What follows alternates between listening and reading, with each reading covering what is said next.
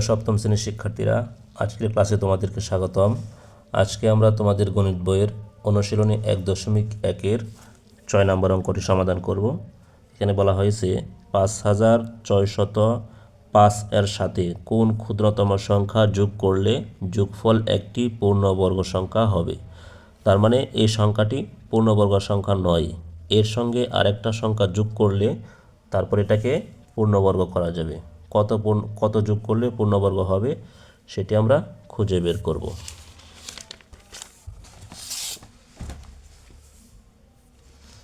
তো আমরা প্রথমেই এই সংখ্যাটিকে ভাগের সাহায্যে বর্গমূল করে নিব।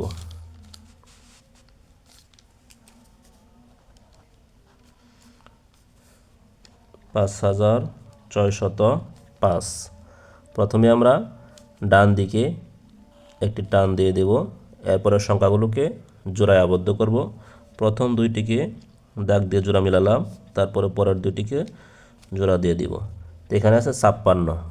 56-র ক্ষেত্রে যদি আমরা বর্গমূলের সাহায্যে ভাগ করি কত হতে পারে? 5 5 25, 6 6 36, 7 7 49, 8 8 64। 8কে 8 দ্বারা গুণ দিলে হয় 64, 56-র চেয়ে বেশি।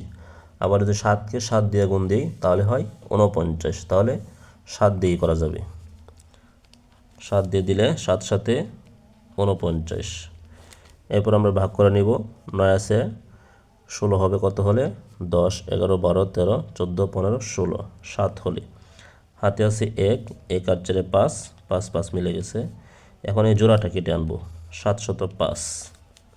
এবার আমরা বাম দিকে একটা টান দিব এবং এই 7-এর দ্বিগুণ এখানে নামাবো। 7-এর দ্বিগুণ হলো 14, 7 দুগুণে 14। এখানে এমন একটি সংখ্যা বসাতে হবে যে সংখ্যাটা এখানেও বসানোর পরে এই সংখ্যাটা দিয়ে এটাকে গুণ করলে 705-এর কাছাকাছি থাকবে। তো আমরা দেখি কত দিয়ে গুণ করা যায়। তো এখানে যেহেতু 14 আছে, 14-এর সঙ্গে একটি বড় সংখ্যা বসালে আমি ধরলাম 5 দিলাম, তো এখানেও 5 হতো। তো এই 5 দিয়ে আমি এটাকে গুণ দিব। গুণ দিলে দেখি কত হয়। 5 5 25, হাতে আছে 2, 4 5 20 আর 2 22, হাতে আছে 2, 5 থেকে 5 6 7, 725। 5 দিয়ে বেশি হয়ে যায়, তো আমি 4 দিয়ে দেব। 114 সাথে 4 দেব, আবার 4 দিয়ে গুণ। 4 4 16, 6, হাতে আছে 1, 4 4 16 আর 1 17, 7, হাতে আছে 1, 4 1 4 আর 1 5, 576 হয়। তো আমি এই 4 এখানে দেব, আবার এই 4টা এখানেও দিয়ে দেবো। এবার এই 4কে 144 দ্বারা গুণ করলে কত হয়? 576। আবার গুণটা চেক করি। 4 4 16, 6, হাতে আছে 1, 4 4 16 আর 1 17, 7, হাতে আছে 1, 4 1 4 আর 1 5। বিয়োগ করে নিই। 6 আছে 15 হবে, 9 হলে হাতে আছে 1, 1 আর সাথে 8, 8 আছে 10 হবে, 2 হলে হাতে আছে 1, 1 আর পাশে 6, 6 আছে 7 হবে, 1 হলে। তো এখানে দেখা যায় এই সংখ্যাটাকে বর্গমূল করার পরে 129 ভাগশেষ থাকে। তার মানে 129 হলো বেশি। এর সঙ্গে যদি আরও কিছু সংখ্যা যোগ করা হতো তাহলে কিন্তু এই সংখ্যাটা বর্গমূল হয়ে যেত। এখন কত যোগ করতে হবে সেটা আমরা খুঁজে বের করব। তো এখন আমরা লিখব, যেহেতু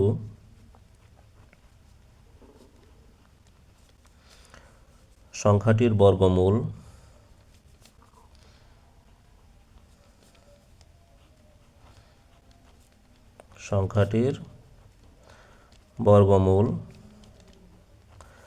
ভাগের সাহায্যে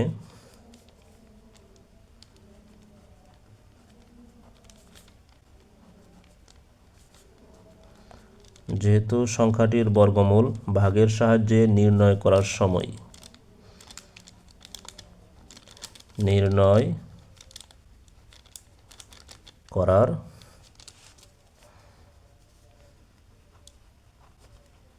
সময় কত রয়েছে এখানে? 129। তো ভাগশেষ 129 আছে। এই সংখ্যাটি আমরা ৫,৬০৫কে ভাগের সাহায্যে বর্গমূল করার সময় ভাগশেষ কত পেলাম? ১২৯। যেহেতু ভাগশেষ আছে, সংখ্যাটি কি নয়? পূর্ণবর্গ সংখ্যা নয়। এই জন্য লিখব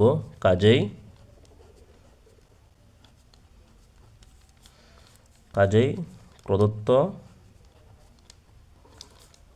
সংখ্যাটি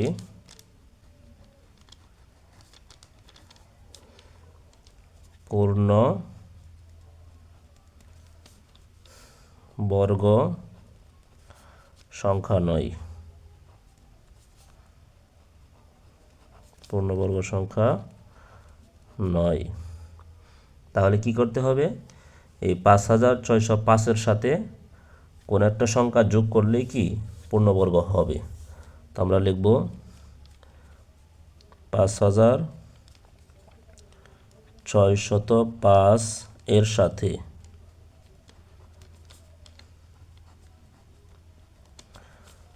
কোনো ক্ষুদ্রতম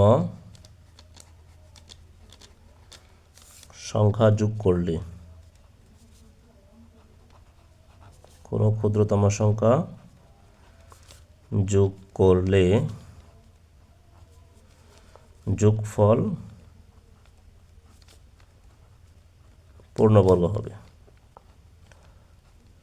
যেহেতু ৫,৬০৫ পূর্ণবর্গ সংখ্যা নয়, ভাগশেষ থাকে, তাহলে এর সাথে আরেকটা সংখ্যা যোগ করলেই কিন্তু এটা পূর্ণবর্গ সংখ্যা হবে।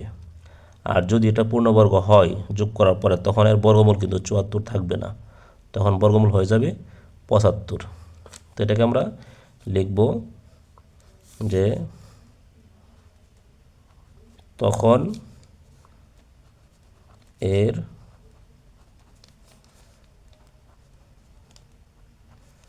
বর্গমূল হবে, আমাদের অঙ্ক আসছিল ৭৪, তো আমরা লিখব বর্গমূল হবে ৭৪, সাথে আরও ১ বাড়াবো, তো কত হইতেছে? ৭৫। এবার আমরা দেখব ৭৫-এর বর্গ সংখ্যা কত হয়। লিখব ৭৫ এর বর্গ। যদি আমরা ৭৫-এর বর্গ বের করতে চাই, তাহলে ৭৫-কে ৭৫ দিয়েই গুণ করতে হবে। তো আমরা গুণটা খাতায় করে ফেলি। ৭৫ গুণ ৭৫ কত আসে দেখি। ৫ ৫-এ ২৫, ২৫-এর ৫, হাতে আছে ২, ৫ সাথে ৩৫ আর ২ ৩৭। এবার ৭ দিয়ে গুণ করলে ৫ সাথে ৩৫, ৫, হাতে আছে ৩, ৭ সাথে ৪৯ আর ৩-এ ৫০, ৫১, ৫২। যোগ করলে ৫-এর ৫, ৭ ৫ ১২, ২, হাতে আছে ১, ১ আর ২ ৩, ৩ ৩ ৬, ৫-এর ৫, ৫,৬২৫। তখন এর বর্গমূল হবে ৫,৬২৫। হ্যাঁ, তা আমরা কি করব? সুতরাং নির্ণেয় ক্ষুদ্রতম সংখ্যাটি, ক্ষুদ্রতম সংখ্যা হলো এই ৫,৬২৫ থেকে আমাদের যে সংখ্যাটা দেওয়া ছিল ৫,৬০৫, এটা বিয়োগ করে দেব। বিয়োগ করলেই কি হয়ে যাবে? তো বিয়োগ করলে থাকে কত?